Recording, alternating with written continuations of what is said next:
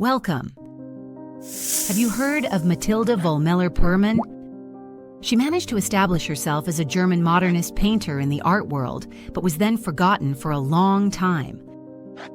Her art, her passion, and her resistance eventually led her into exile in Florence when the Nazis began persecuting her husband. Together, they created a refuge for persecuted artists. Let's take a closer look at her life. Born in 1876 in Stuttgart, she came from a large and well-respected family. Her father founded one of the largest textile companies in Europe. From an early age, she was taught drawing, poetry, and music. In her early 20s, she moved to Berlin to live with her brother and studied painting with Sabine Lepsius and Leo von Koenig.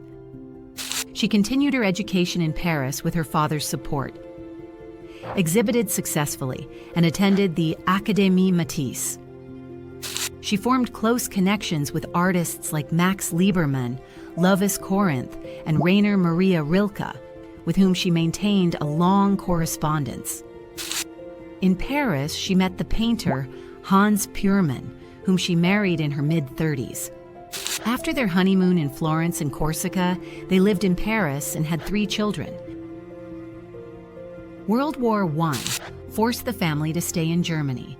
They lived in the Unteres Schloss until 1916, then moved to Berlin, acquired a summer house in Langenargen.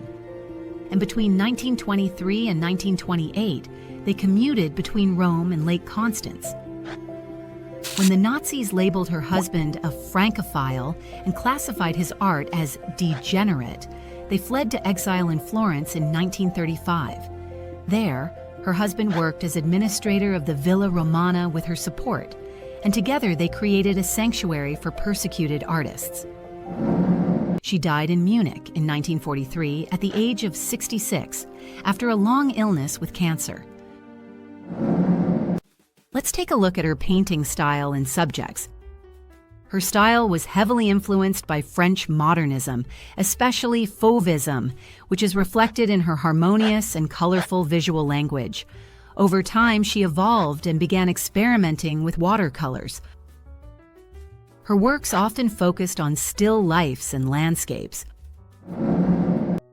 Her floral still lifes are well known, demonstrating her use of vibrant colors and soft forms that reflect the influence of Fauvism. One notable work is her still life with peppers, which showcases her ability to depict everyday objects in an expressive way. Her body of work includes over 360 paintings, making her a significant artist of her time, even though she was forgotten for many years.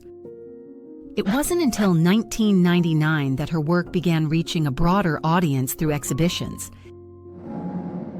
We hope you enjoyed this insight into the life and work of Mathilde Vollmoeller-Purrmann. If so, subscribe to our channel for more exciting art stories. And if you have any more information about her life or work, feel free to share it in the comments.